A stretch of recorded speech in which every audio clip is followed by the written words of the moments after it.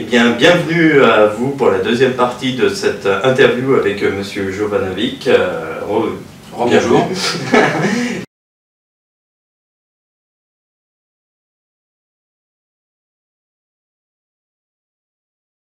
Donc, nous allons repartir sur l'Europe fédérale. En ce moment, ils sont en train de justement appuyer très fortement sur cette Europe fédérale. Beaucoup de discours portent vers ça. L'Europe fédérale n'est ni plus ni moins que la fin de la France. En fait, ils ont soigneusement choisi les mots. On parle d'Europe fédérale, mais en fait, ça veut dire que chaque pays, ça a été clair pour l'Espagne, on l'a vu il y a une semaine, l'Espagne, pour obtenir les 100 milliards de l'EFSF, a été obligée de rendre sa souveraineté ainsi que les clés de son ministère des Finances et les clés également de sa perception des impôts. Donc, ça fait trois choses. En fait, donc c'est perte de souveraineté totale. Voilà. Donc c'est quand même assez extraordinaire, c'est ce que j'ai dit à la radio il y a une semaine, de voir les grands d'Espagne ramper devant Herman Van Rompuy pour obtenir 100 milliards, pour sauver le système bancaire espagnol, alors qu'il en faut beaucoup plus. On a calculé grosso modo que pour sauver le système bancaire espagnol, il faudrait 1000 milliards. Donc c'est pas 100. Bon. Mais passons. On va pas, et en ce moment, donc, les discussions qui ont lieu à Bruxelles, c'est tout simplement de rendre la souveraineté de la France et de la donner, de la mettre entre les mains des technocrates de Bruxelles. Je trouve ça extraordinairement grave, parce que l'Europe fédérale est ni plus ni moins ce que les États-Unis ont voulu depuis maintenant 30 ans. Et après, vous verrez ce qui va venir après l'Europe fédérale, c'est le marché commun fédéral. Le marché commun fédéral, c'est les États-Unis d'Amérique réunis aux États-Unis d'Europe. Voilà. Donc c'est deux États fédéraux avec un marché unique et global, avec une libre circulation des marchandises, surtout pour les Américains. Oui, voilà. Comme d'habitude. Voilà. Donc c'est ça. C'est aujourd'hui, ils sont en train de vendre la France, tout simplement. Il ne faut pas se cacher derrière le mot. Et qu'est-ce que vous... Moi, je lis régulièrement les chroniques de Christophe Barbier dans l'Express. Christophe Barbier pousse. Il veut vraiment... la seule solution pour la survie de la France, c'est de s'intégrer dans l'Europe fédérale. Mais de qui on se moque? Je veux dire, attendez, là, on a la France de Louis XIV, ou la France de Napoléon, non mais attendez, mais c'est quand même incroyable. Depuis presque 2000 ans, on va dire 1600 ans, la France a toujours existé, a toujours résolu ses problèmes, et maintenant on nous explique que la France ne peut pas survivre sans Bruxelles. C'est fascinant. D'ailleurs, vous constaterez que ça va en même temps avec le fait d'enlever des livres d'histoire, tout ce qui est Louis XIV, Napoléon, tous les grands personnages historiques français qui ont construit en fait la grandeur du pays. Voilà. Non mais c'est pas du tout innocent. Quand vous mettez ces informations côte à côte, vous voyez tout de suite le plan. C'est quelque chose d'organisé depuis très très longtemps. C'est une mise en esclavage de la France, voilà, uniquement pour le bon gré des Américains. Voilà. Donc, en clair, et des Anglais. Ils veulent nous estirper Vous savez, il y a eu une guerre qui s'appelait la guerre de 100 ans. Là, c'est la guerre des 40 ans. Mais ils se sont pris autrement et ils sont sur le point de réussir. Et oui, et tout le monde le voit. Il suffit simplement de... il y en a un autre qui pousse dans ça, c'est Jacques Attali. Jacques Attali est en train de mais c'est absolument fascinant. C'est fascinant. Il n'y a pas d'autre solution pour la France que de rendre sa souveraineté. On a vu un ministre, je ne sais plus si c'est le mari ou le compagnon d'un ministre socialiste, d'une ministre socialiste, qui disait qu'il n'en avait pas rien à faire de la France, qu'il s'en foutait de la France, que la France n'existe plus. Voilà qui sont les gens qui ont pris le pouvoir, techniquement. Donc c'est des européistes convaincus, et ils vont rendre et donc vous allez voir que mais le seul problème auquel ils sortent, c'est que les Allemands, pour eux, il est hors de question de prendre à leur charge toutes les dettes de l'ensemble du système bancaire européen. Voilà. Parce qu'il n'y a que les Allemands qui payent aujourd'hui. Oui. Il faut quand même pas l'oublier. Et donc Angela Merkel, c'est la raison pour laquelle Angela Merkel a déclaré « Tant que je serai vivante, ça ne... » Voilà, donc bon, on va voir ce qui va se passer. Oui, on va voir ça. Donc, selon vous, justement, ce soir, quel serait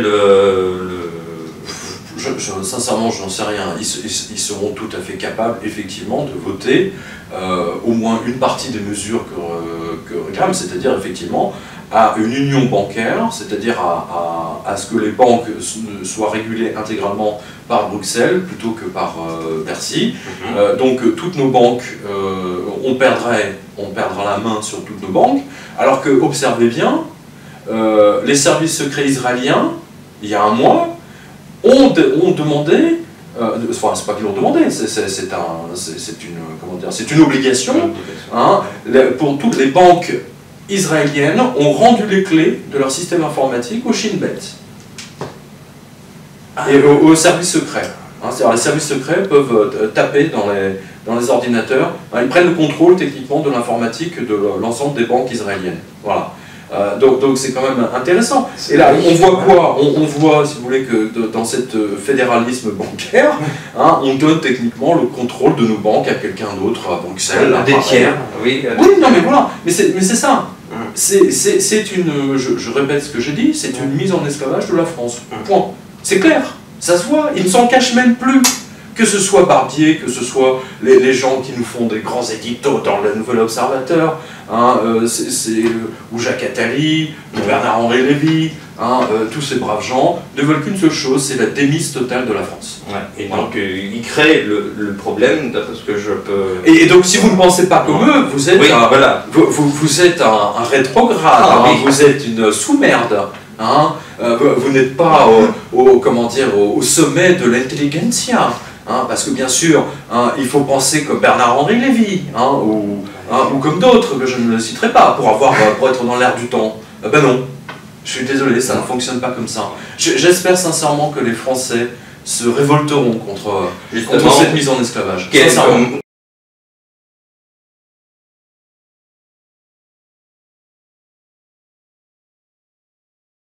Comment le peuple peut réagir par la révolte, donc la rébellion complètement? Je ne pense pas le peuple, la preuve, si vous voulez, c'est que le peuple... Attendez, les Français ne se sont pas révoltés quand Sarkozy, littéralement, les a violés avec le traité de Lisbonne. Les Français avaient voté contre le traité de Maastricht. Qu'a fait Sarkozy? Qu'est-ce qu'il a fait? Il a tout de suite fait passer le traité de Lisbonne. Les Français ne sont pas révoltés. Je ne pense pas qu'ils vont se révolter parce qu'ils ne comprennent rien, en fait. Ils ne comprennent rien. Ils ne comprennent pas les tenants aboutissants, ils ont déjà du mal à vivre leur vie quotidienne, à trouver du boulot, etc. Alors ils n'ont pas de temps, ils ne peuvent pas se prendre la tête à essayer de comprendre ce que les politiques leur réservent. Il faut vraiment voir qu'il y a une sorte d'intelligentsia qui donne le là juste pour ceux qui prennent les décisions, mais les autres, malheureusement, ne prennent aucune décision. Il y a une absence totale de démocratie, en plus, on le voit bien. Oui.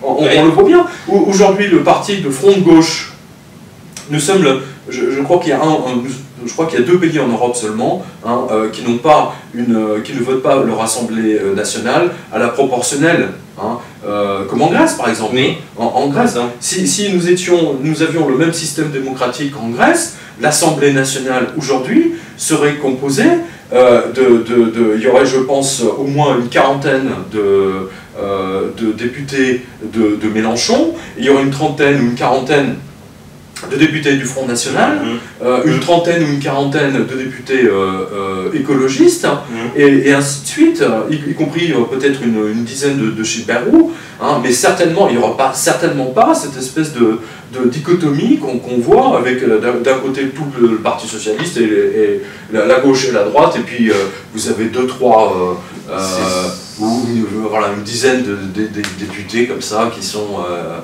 non mais c'est absolument scandaleux, on n'est plus en système démocratique. Non. Attendez, je veux dire, en France, attendez, il ne faut pas s'étonner que les Français ne votent plus. Plus de 44, je crois que c'est 44% des personnes qui n'ont pas d'abstention, des gens qui n'ont pas voté aux législatives. Mais c'est gravissime.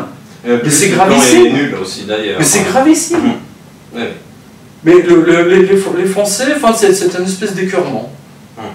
Parce que la quasi-totalité des Français est endettée. Hein. Les banques les tiennent. Donc ils n'ont pas intérêt à aller gueuler dans la rue, parce que ça va leur coûter leur poste.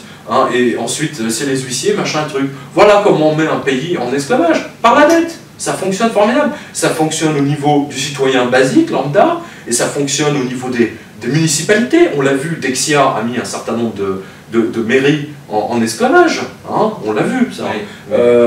Ensuite, c'est au niveau des régions, et puis du pays. Voilà. Je veux dire, vu sous cet angle-là, attention, c'est quand même, ça prend une nouvelle dimension. Oui.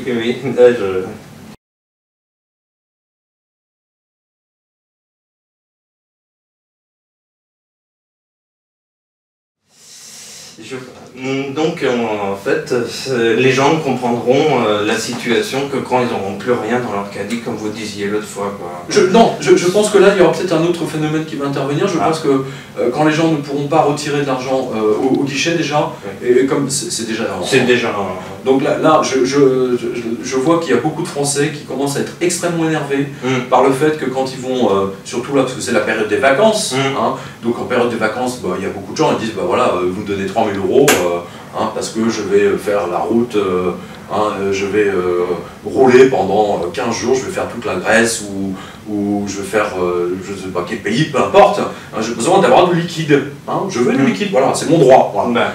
Eh ben non, on leur dit non, vous n'avez pas le droit de retirer, vous retirez 300 € ou 1000 € ou 1500 €. Il faut que vous donniez le justificatif de pourquoi. Non mais c'est illégal, c'est complètement illégal. Donc voilà, aujourd'hui les Français commencent à sentir la pression, l'étau se resserrer contre eux, sur eux, pardon.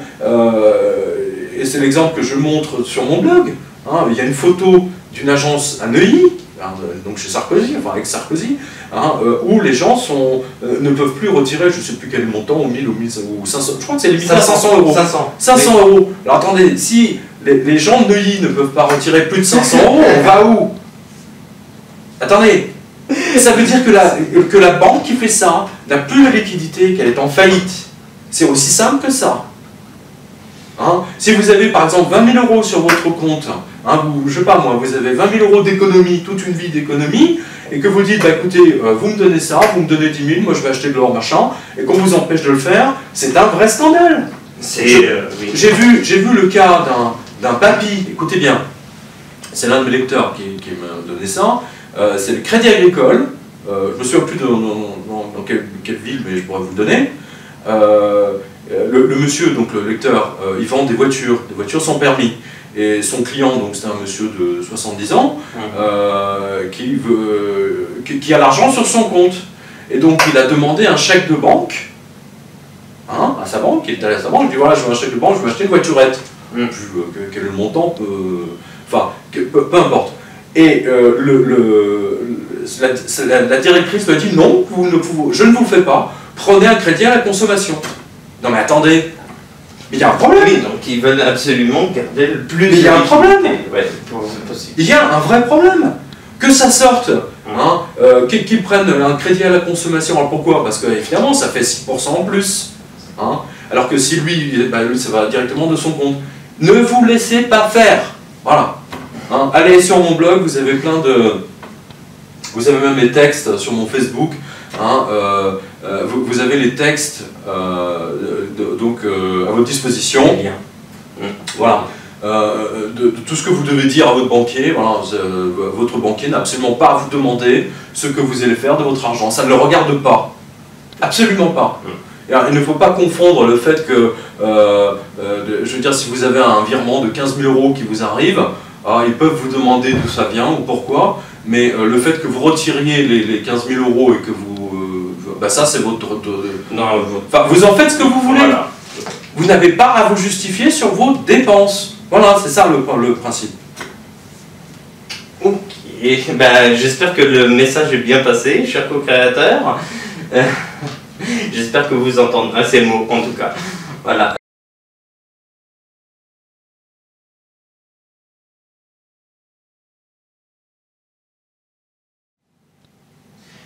Donc, Monsieur Jovanovic, une petite question sur quels sont, d'après vous, les outils qui pourraient être mis en œuvre si par malheur, je dirais, l'économie s'en venait à tomber. Écoutez, genre, quels sont les outils? Enfin, l'histoire est là pour nous montrer que, par exemple, la Révolution française. Hein, la Révolution française, c'est tout un système qui est tombé. Il ne faut quand même pas l'oublier. Et ce, à plusieurs reprises. Là, je dirais que nous sommes plus exactement dans le cas des années 40. Hein. C'est un exemple que j'ai déjà donné, mais il est plus que jamais réel. Hein, parce qu'il faut faire l'analogie entre ce que les journaux de l'époque, donc en 1939, en disant que les Allemands ne passeront pas, parce que nous avons la ligne Maginot. Hein. Et donc, bien entendu, les Allemands, bêtes comme ils sont, vont aller directement sur la ligne Maginot, hein, et qui vont faire le pied de grue, hein, et qui vont s'attaquer... non mais, oui, déjà, elle a une débilité profonde, hein, aussi bien des militaires de l'époque d'ailleurs, hein, c'est quand même assez surréaliste de voir la chose. Et donc, à l'époque, il faut quand même redonner le contexte de Paris, mais également des autres villes de province, puisque tous les Français, dans leur grande majorité, comme aujourd'hui, hein, aujourd'hui sont persuadés que l'euro, hein, que la zone euro va nous sauver, oui. Et à l'époque, les Français étaient persuadés que la ligne Maginot allait nous sauver. D'accord ?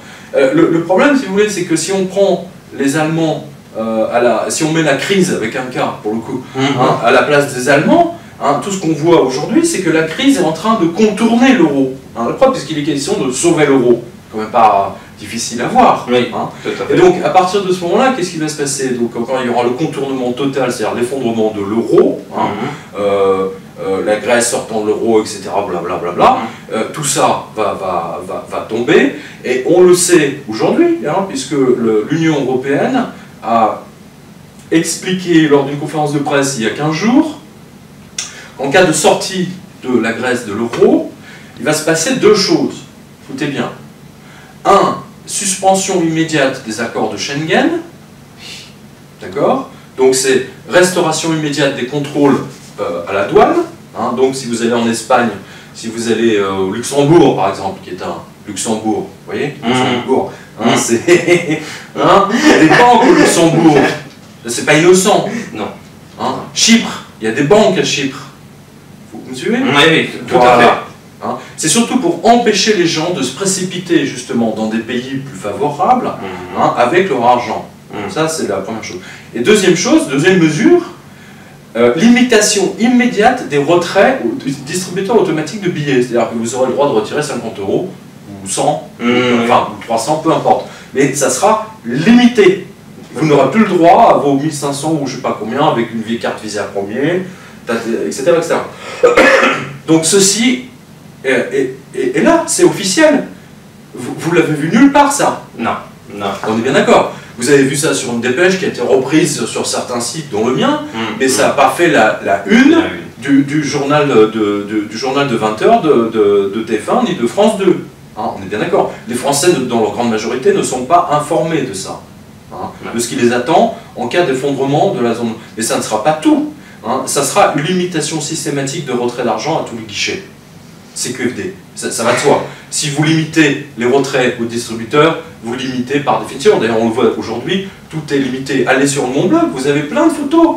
Vous avez plein de photos, il n'y a que ça. Hein, il y en a une quinzaine. Hein.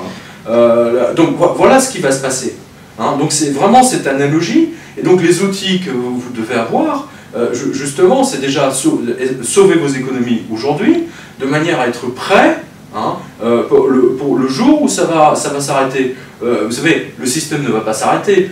Quand il y a eu la Révolution française, les Français ne sont pas spécialement tous morts de faim, sinon on ne serait pas là, hein, on est bien d'accord.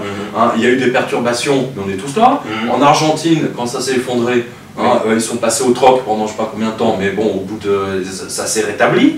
Hein, la même chose en Yougoslavie, en Bolivie, au Pérou, etc. Donc c'est quelque chose de très très important que vous devez observer. Mon sentiment, c'est que à un moment donné, quelque chose, ce sera la faillite d'une banque, peu importe si elle sera française, américaine ou espagnole, italienne, mais dans une grosse banque. Hein, et là, elle ne sera pas sauvée. Hein. Et à partir de ce moment-là, la confiance sera rompue. Hein, et c'est à partir de ce moment précis, hein, où la confiance sera rompue que les Allemands vont envahir la France. C'est l'analogie avec la ligne Maginot. Hein. C'est-à-dire que là, ça va être la panique, tout le monde va essayer de sauver, les gens vont enterrer leur... etc. C'est ça, ça que vous devez comprendre. Donc, les outils, c'est maintenant. Vous savez, l'outil, c'est l'information. Oui, le principal outil, c'est l'information. Ça a toujours été ça. À partir du moment où vous êtes prévenu, vous savez ce qui va se passer, vous êtes informé, vous êtes libre de disposer, de prendre vos précautions comme bon vous semble. Mais une fois, rappelez-vous ce qui s'est passé, une fois que les Allemands ont contourné la ligne Maginot, tous les Français, tous les Parisiens qui étaient en train de fumer leurs cigares, hein, en train de déguster leurs pastis sur les terrasses de café, d'un seul coup, ils ont pris leurs jambes à leur cou et on a eu ce qu'on appelle l'exode. Ouais. L'exode. Et oui, et voilà, ben ça sera la même chose. Ça sera exactement la même chose. Donc l'outil principal, c'est l'information. Maintenant, dire aux gens ce qu'ils doivent faire, je pense qu'ils sont quand même assez grands pour décider d'eux-mêmes, hein, d'autant qu'on leur donne l'information. Elle est là, elle est disponible. Je vous le redis, regardez bien cette directive qui a été donnée à la presse il y a à peu près une semaine. Hein, en cas de sortie de la Grèce de la zone euro, interdiction immédiate, aussi bien en Grèce, mais après c'est bien entendu pour tous les autres pays, suspension des accords de Schengen, limitation des retraits dans les distributeurs automatiques de billets et par extension au guichet. Voilà. Donc vous ne pourrez pas retirer votre argent. C'est tout.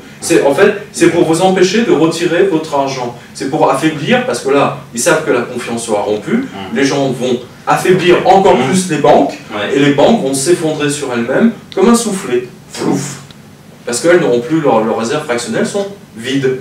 Voilà.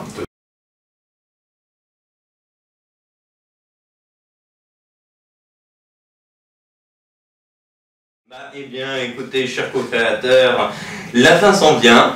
Hein, c'était un plaisir d'être avec vous, Monsieur Jovanovic. Merci à vous. J'espère un petit bonus juste après avec Guillaume qui a une petite question. Et sinon, merci à vous de nous avoir accueillis chez vous. Merci à vous d'avoir été présent pour Tactical FM et veternet.com et de nous avoir permis de faire cette interview plus, comment on pourrait dire, intimiste, si je puis m'exprimer. Voilà, ainsi. En tout cas, merci, bonne journée à tous vos spectateurs. Au revoir, co-créateurs, à bientôt.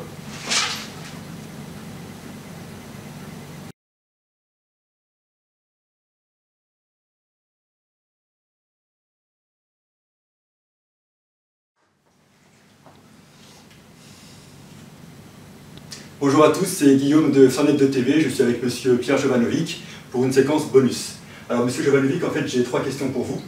La première c'est, est-ce que vous connaissez l'économie basée sur les ressources? Non. Non, d'accord. Est-ce que vous connaissez le webbot? Oui. D'accord. Et ensuite, donc comme vous le savez, je suis en train de créer une entreprise et j'ai remarqué qu'il y avait énormément de chômage chez les jeunes et qu'il y avait vraiment une grosse demande. Quelle est un petit peu votre opinion par rapport à tout ce qui est chômage en France? Comment vous pensez que ça va évoluer? Est-ce que le gouvernement actuel va pouvoir résoudre le problème?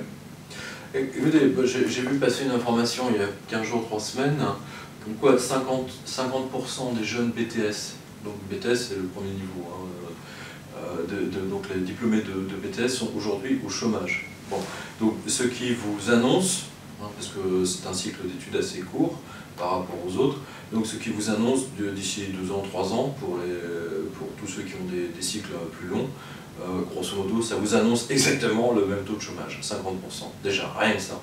Ensuite, on a vu la communication du dernier chômage, vous avez vu que les médias n'ont pas trop insisté là-dessus, puisqu'on a déclaré qu'il y a eu une augmentation de 33 000 personnes, c'était, je crois, il y a quoi, lundi, mardi dernier, et on a omis de vous dire qu'il y a eu à peu près 529 000 personnes qui ont été effacées retirées des listes. Voilà, donc je trouve ça absolument fascinant.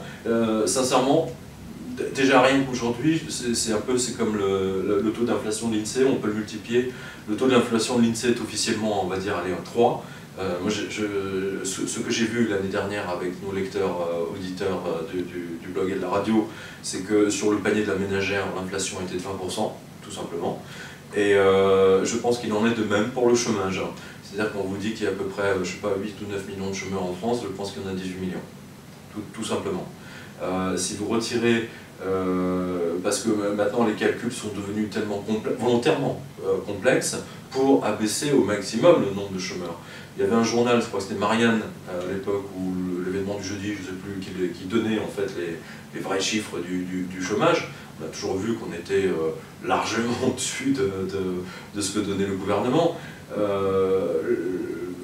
Mon sentiment, enfin, c'est pas mon sentiment parce que c'est du factuel, hein, c'était dans le Figaro il y a quoi, il y a 2 semaines, 3 semaines, hein, si 50% des jeunes diplômés en BTS, donc BTS, si mes souvenirs sont bons, c'est 2 ans, hein, oui. Enfin, je ne vais pas dire de bêtises, 2 ans ou 3 ans, allez.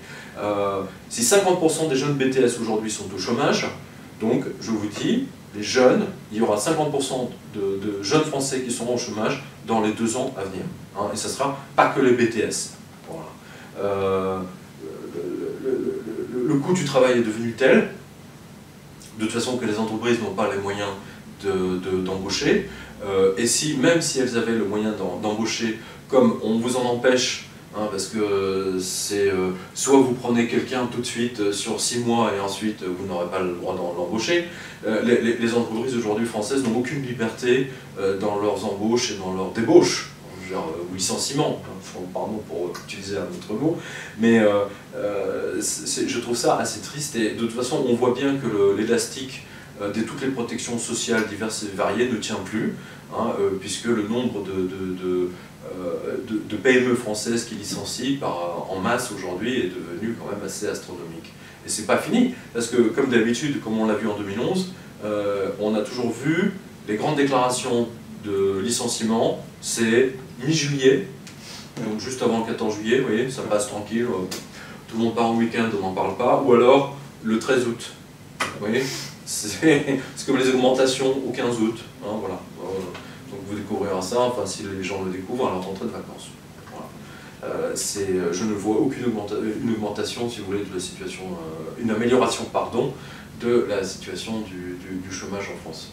Vu que aujourd'hui, les délocalisations sont toujours autorisées, voire encouragées. D'accord. Tout simplement. Vous savez, que les BTS, je veux dire, ça vous donne tout, ça. Ça vous donne tout. 50% des jeunes BTS français aujourd'hui sont déjà au chômage. Il ne peut y avoir plus factuel, hélas. D'accord.